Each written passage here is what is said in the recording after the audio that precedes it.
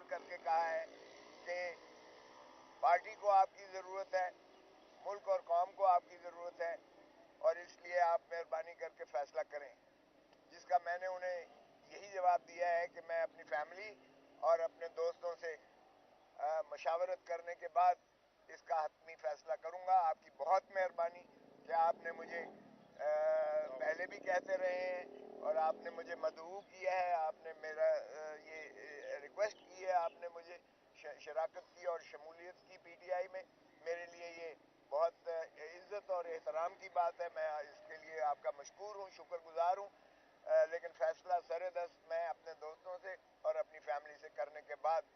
انشاءاللہ ان قریب اس کا فیصلہ کروں گا۔ اپنا کوثر صاحب یہ بتائیے گا کہ جس طرح آپ یہاں پہ بات کریں ابھی، اسی طرح کل پی ٹی آئی کے جو سینئر وکلا ہیں اور رہنما بھی ہیں، علی ظفر صاحب اور گوہر خان صاحب،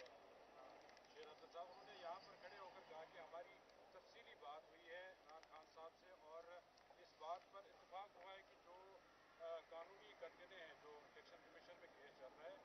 اس حوالے سے مشاورت ہوئی ہے اور یہ فیصلہ ہوا ہے کہ چیئرمین کے امیدوار عمران خان صاحب نہیں ہوں گے۔ کل علی ظفر نے ایک ٹی وی چینل پہ بھی یہ کہا کہ یہ باتیں ضرور ہوئی ہیں، شیر افضل خان نے صحیح بات کی ہے اور جو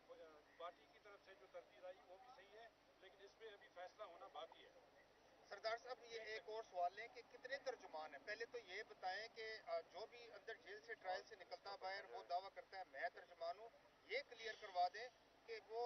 ہر کوئی اپنا اپنا بیان دے رہا ہے، کنفیوژن ہو رہی ہے، آپ ہی ترجمان مرکزی بن جائیں یا نعیم بلوچ صاحب کو بنا دیں، کوئی ایک تو بنے۔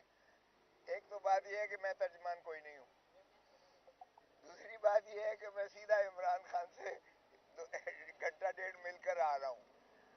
میں تو وہی کہہ رہا ہوں جو مجھے عمران خان نے خود کہا ہے۔ اب آپ اس کو کس طرح سے دیکھتے ہیں یہ علی ظفر صاحب سے پوچھیے گا، مربت صاحب سے پوچھیے گا، میں بھی ان کی بہت عزت کرتا ہوں، خان صاحب بھی ان کی بہت عزت کرتے ہیں، انہیں یقیناً کوئی غلط فہمی ہوئی ہے۔ خان کے بغیر پی ٹی آئی کانسیپٹ تصور بھی نہیں کیا جا سکتا ہے، خان ہی چیئرمین ہوگا،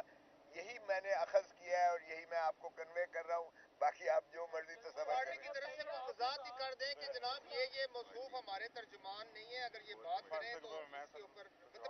وہ وضاحت نہیں ہے۔